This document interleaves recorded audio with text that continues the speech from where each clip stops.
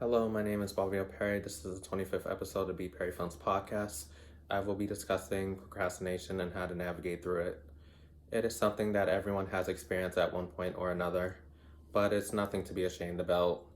And in this video, I'll be sharing some of my tips and tricks to help you get back on track.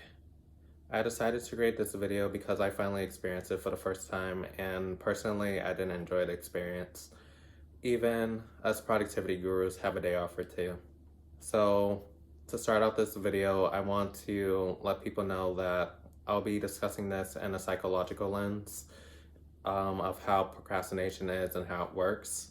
So defining procrastination, it's the act of a delayed response to things or not even performing certain tasks that you feel like probably isn't important at the time, or maybe you can hold off a little bit longer.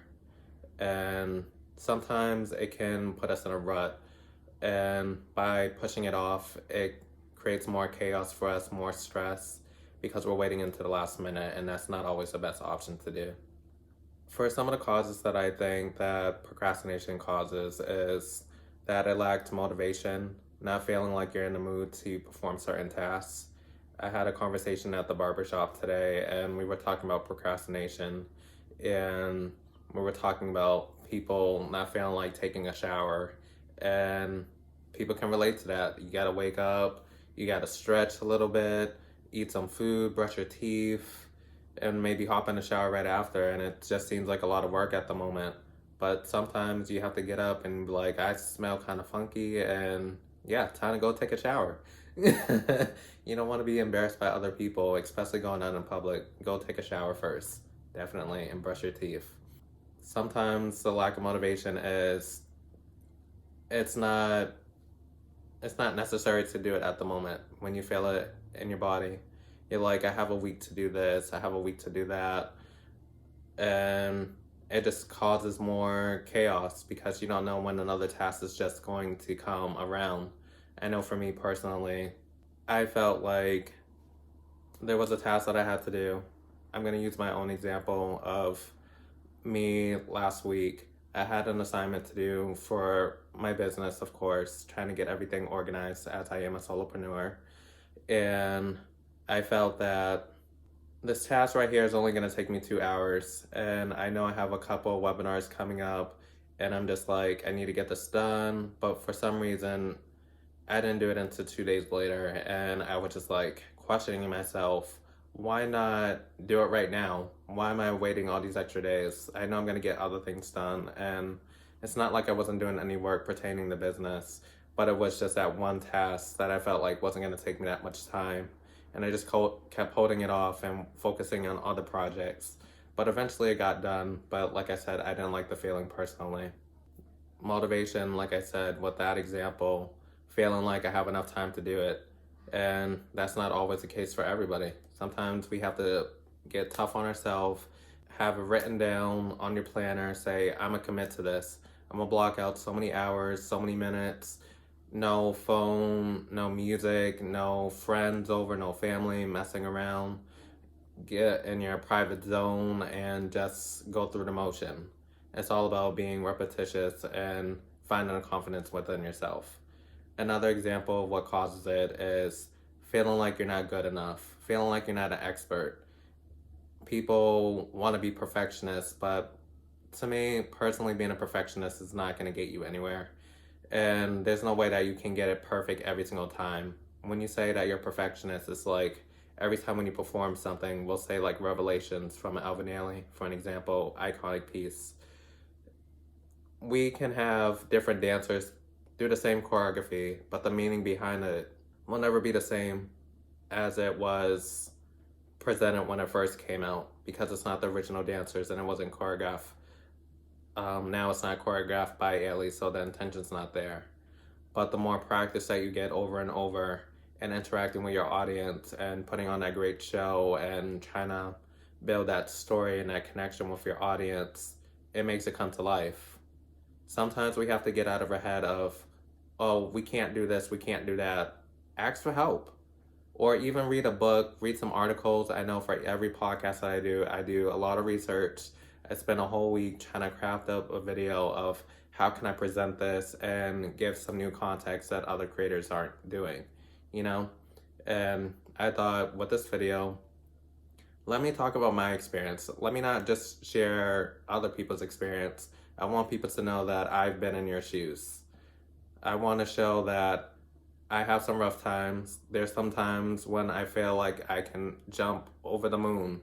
Not literally, but just as an example. And sometimes you have to be realistic with yourself. Are you creating these SMART goals, which we'll go into in a few minutes? And asking for coaching and advice. I just did a video on coaching versus mentoring. Finding that person that will help you get to that next level that you don't understand. There's so many different coaches, so many people with different experiences that you shouldn't always feel like you're not good enough. A teacher didn't become a teacher overnight. They went to kindergarten, they went to preschool, they had to read books, they had to learn how to count. All these things are lessons learned from an infant. You can't learn a language without practicing. You gotta listen, you gotta speak, you gotta provide feedback, yes or no. Figure out what's working for you and what's not working for you. You gotta be transparent with yourself and honest with yourself. Look at yourself in the mirror and say, you can do it. Complete that task and you can move on to something else and reward yourself. Next, I'll go into some coping strategies. And I can't stress this enough. Use a planner. I committed to myself, I think in 2020, I said, I have a lot of things going on. I need something that's going to keep me really organized and on track. I have used planners in the past for college and stuff, but I feel like now I don't have the same level of support that I did when I was in school because you don't have that automatic agenda. When you're running your own business, there's tasks that you have to do, admin work, like checking emails, cold emails, networking, reaching out for people for your podcast or any type of video, doing market research. Make sure that you understand what's going on, and eventually hiring a team and delegate tasks to them if you feel like you're overwhelmed by certain things. And don't put too much pressure on yourself. Say, I'm gonna take a moment and pause, even take like a day off or two, which I'm trying to implement, and just be like, I'm gonna commit these 2 to 4 hours, do this work, take a break.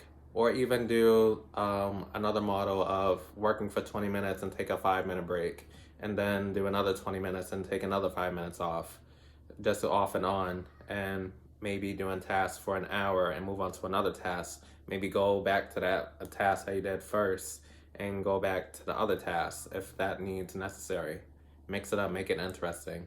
Don't think that every task is going to be hard. Everything is going to be hard initially, but if you keep practicing and building those habits of you're going to do this, you're going to make time for yourself, you're going to put yourself first, try using a weekly planner, a monthly planner, set goals for yourself. When I say use SMART goals, I really mean it. Specific, measurable, attainable, realistic, and timely. If your goal does not answer all those pain points, it's not a SMART goal. You're going to run into a lot of issues. When I say write it down, I really mean be proactive. I write down notes for every video. I write some key points. I have quotes that I try to memorize or write down just in case I have a guest and we're going back and forth. I want to show that I know what I'm talking about. I want to prove to myself I know what I'm talking about. So when people watch my videos, they'll watch more and even sign up for my business coaching services or even my webinars that I host every so often. It's important for me to feel like I can do this, and I feel like I have built a reputation on my platforms that I am an expert in my niche, and hopefully I can encourage people to find their niches and inspire others to do great things and be whatever that they choose to be. Having that vision and visualize what you want to do. Write down that list of 10 things that you feel like you're good at. They could be nouns, verbs, adjectives, anything that describes who you are at that current moment. 10 words that you feel like you need to work on, and then pick out 5 words out of those 20 and manifest your vision. Just pick 3 to 5 words and write down in detail and start journaling what you want to accomplish, how long it's going to take you. Is this really realistic? And is this implementing a specific goal? I know sometimes our goals can be broad, but we need to break it down a little bit. You want to be good at finance, but sometimes you got to read a textbook. You got to learn about accounting. You have to learn how to budget. You have to learn how to save. You have to learn how to invest. If you don't know those solid skills, you can't be an accountant, you know? People are coming to you for advice on how to do their bookkeeping, or they can do it themselves. You need to outweigh the pros and cons, doing that SWOT analysis. What are your strengths, weaknesses, opportunities, and threats? Same thing with the SMART goals. If it does not answer the SWOT analysis, then you're just going to end up in the same place. So challenge yourself every day and say, I'm going to do something different. I'm going to accomplish something by the end of this month, and hopefully it becomes a new habit. And that's my second point, building habits that stick. We talk about Atomic Habits by James Clear, and he talks about making big goals and making them smaller and concise so we don't feel like we haven't accomplished anything that week or in that day or in that month or that year. Sometimes our goals can be too big for ourselves, but maybe small to others. But sometimes we can ask for advice as to how did he get to that point? Will I be able to get there in the future? Ask yourself these questions. Challenge yourself. Get outside the box. Don't let people label you to be anything that you don't want to be. You have control over your life. There might be some external factors that might hold you back, but you need to look for those opportunities on your own and take ownership. I recommend journaling. I don't do it every day, but I do it at least once a week, and it's good for me to figure out what are my intentions for the week. What is my purpose? What's happening at this current moment? Do I feel stress? Do I feel happy? Am I content where I am? And then figuring out some action plans of what I'm gonna do for the next week, and see if I accomplish any of those goals. It would be great to get at least 2 out of the 3 done.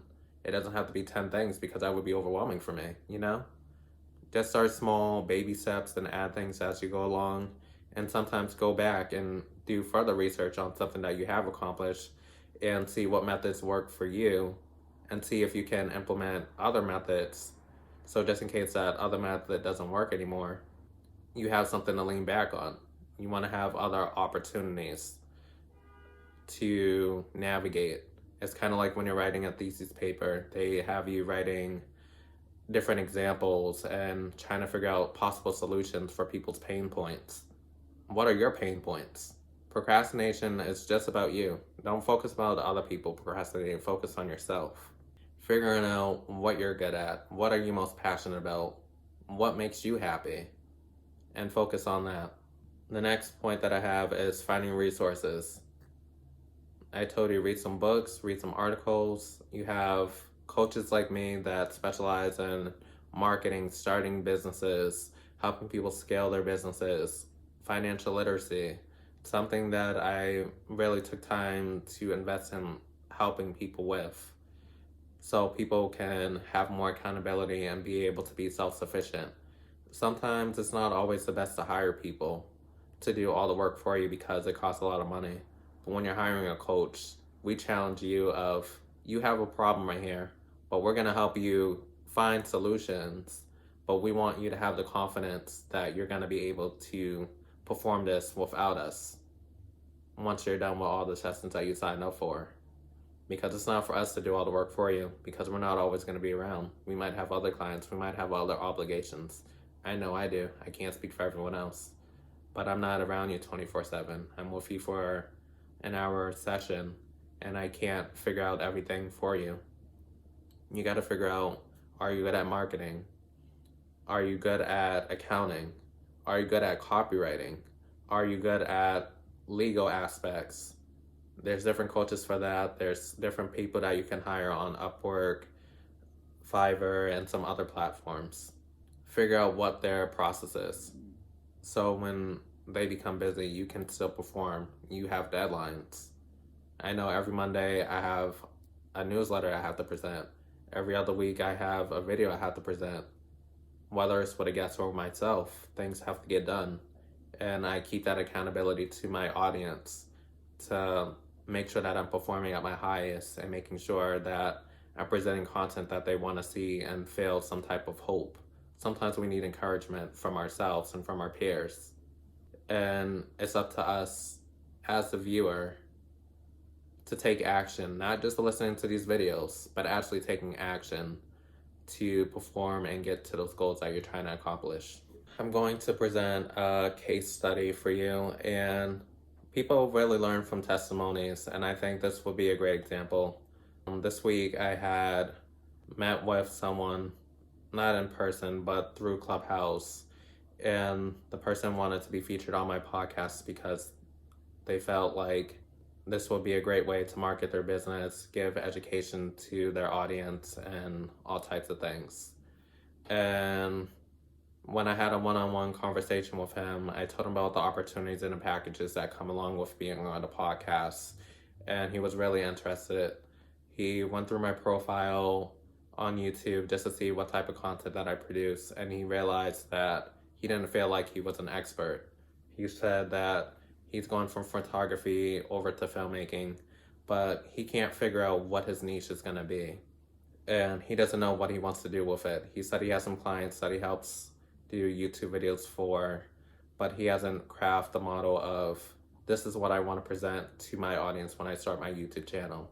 He's used to being behind the camera, but being in front of the camera is really challenging. I know it took me about 7 videos of my podcast to finally find confidence within myself to present these videos to you guys. Every video gets better, and for anyone who creates video content or photography, your first video is always going to be your worst. Not saying that it's bad quality or anything, but you're stepping outside of your element. Your second video is going to be a little bit better, but when it comes to your third, those first 2 are going to be your worst. Same thing when you go to your 4th, your 5th, your 100th, your 1000th video. It will always keep improving, and that's the hunger that you need to have driving you. You want to present to your audience that you can do this, and you're going to be true to yourself and present whatever type of content, whether it's a vlog, a blog, photo shoot, a music video, a reaction video. It could be anything. You have to present yourself how you want to be presented.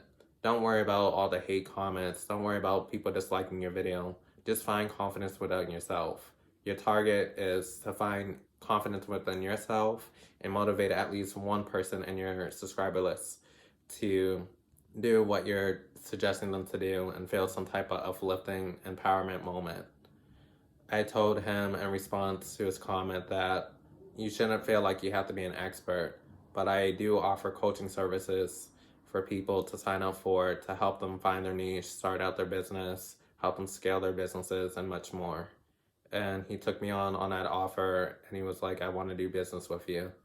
And it gave me some type of fulfillment because not only did I identify what his problems were, he understood what he had to do to strengthen up his weaknesses. And he took an opportunity that most people would say, oh, I can't do this, I'll never be this. He said, I want to learn how to be better, and I want to find the confidence within myself to create my own content for my audience that I'm creating, not just for client work.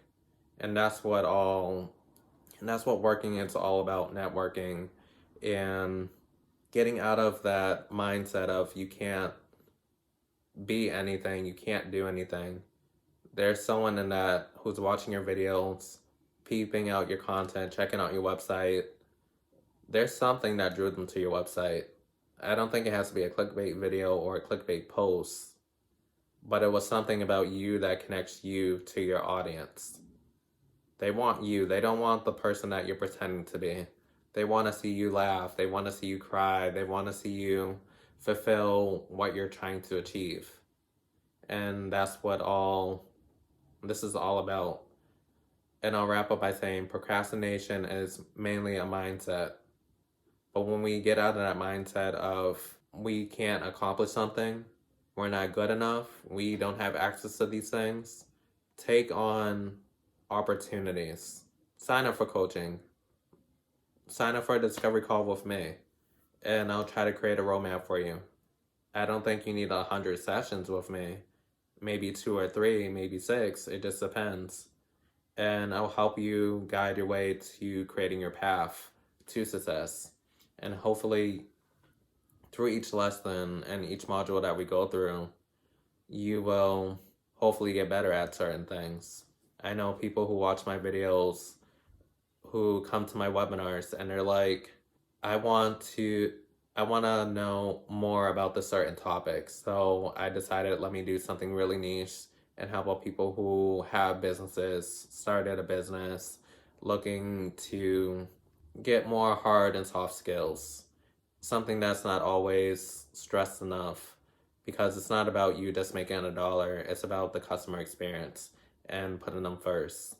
So when they're taking the webinars, whatever the different prices are and the topics, they're getting exclusive information with me, and I'm communicating with them and figuring out what type of questions that people have and seeing if I'm answering everyone's pain points.